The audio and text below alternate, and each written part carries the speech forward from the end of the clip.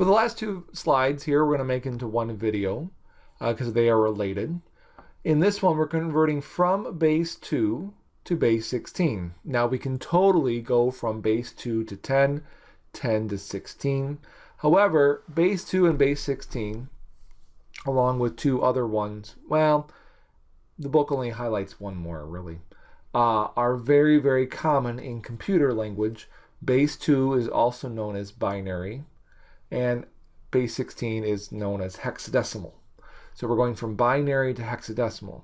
The book provides a chart to say, hey, we can easily convert just by using this chart. So let's do that. Let's bring in this chart. So here is how this plays out. You have to know your powers of 2. Namely, remember that 2 to the 4th is 16. So we have our number 10101111. We need to group this by 4 starting at the right. So the last 4 digits are 1111, and the next set of 4 digits would be 0100. These numbers again are in binary base 2. So then our job is to look at this chart and find the corresponding hexadecimal. We're only looking at this column here and this column here. We're ignoring octal, which is base 8, and we're ignoring decimal, which is base 10. So with that stated, let's look for 1111 under binary, which is right here, and the corresponding hexadecimal is F, which means that the rightmost digit representing 1111 is F. Likewise, we'll pick a different color. Oh, we're going pink. We have 0100, where that leading 0 is not important. So we're just looking for 100 in binary. Here's 100. Its corresponding hexadecimal value is 4. So that second grouping of 4 is actually just the number 4. That's nice. And lastly, we have the number 1. The number 1 in binary is also the number 1 in hexadecimal. So that last grouping, meaning all the way to the left there, that just represents 1.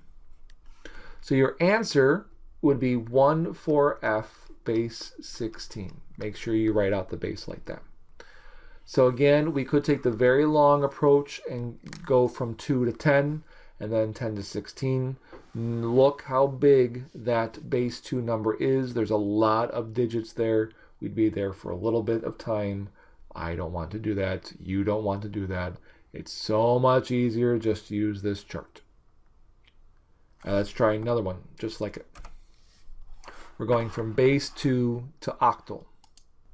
So if you need to pause, oh, you know what? No, don't do that yet because I need to make a comment.